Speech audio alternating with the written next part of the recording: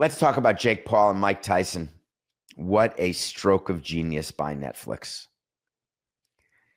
There's a pay-per-view fight happening tonight between Jake Paul and Mike Tyson.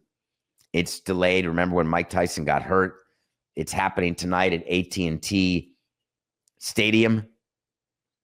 I assume ticket sales are good, but not great, because boxing at a huge place like that is rough. Hard to get good seats. I know they're selling these amazing. I think there's like a package for $2 million where you can be there during the weigh-in and you sit right next to it, like the blood will come and hit you. And how great is that? You get comfy chairs.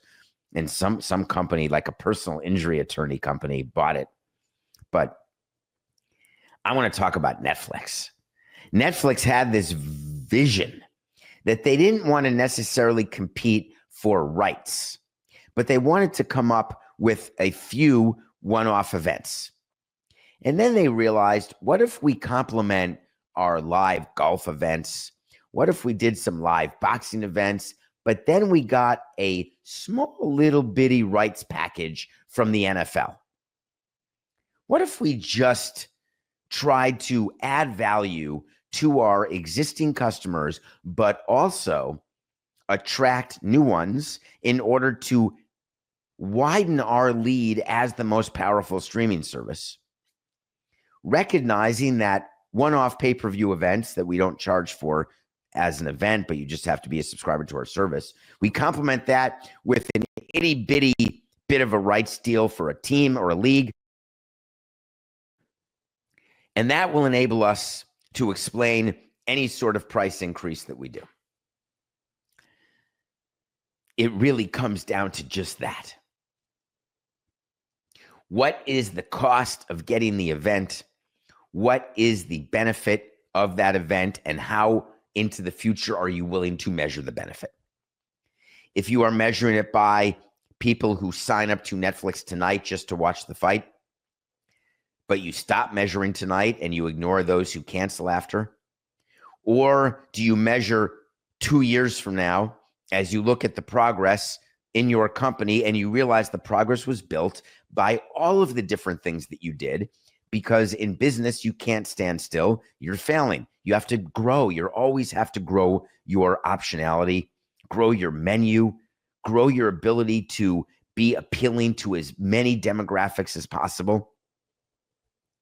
This Jake Paul, Mike Tyson thing, Mike Tyson is 58 years old.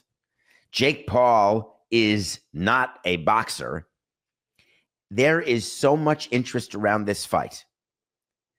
There are gambling sites, books that will tell you that the action we're getting on this fight, where Jake Paul is favored, the action that we're getting on this fight is greater than any other fight we've ever had. And it's a sanctioned bout, which is staggering to begin with, but it is sanctioned. Mike Tyson, in this chapter 69 of his career, where there was a chapter where he lost his freedom, there was a chapter where there was a lot of anger issues, etc. He has now become this almost spokesperson. He's got a ton of different endorsements. Jake Paul is a brilliant businessman. You can look at his head tattoo and say, wow, what's his story?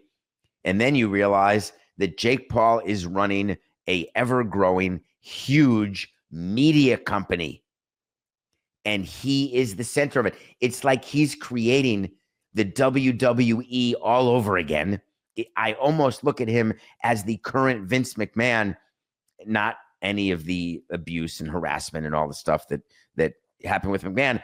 I'm talking about the business acumen of McMahon.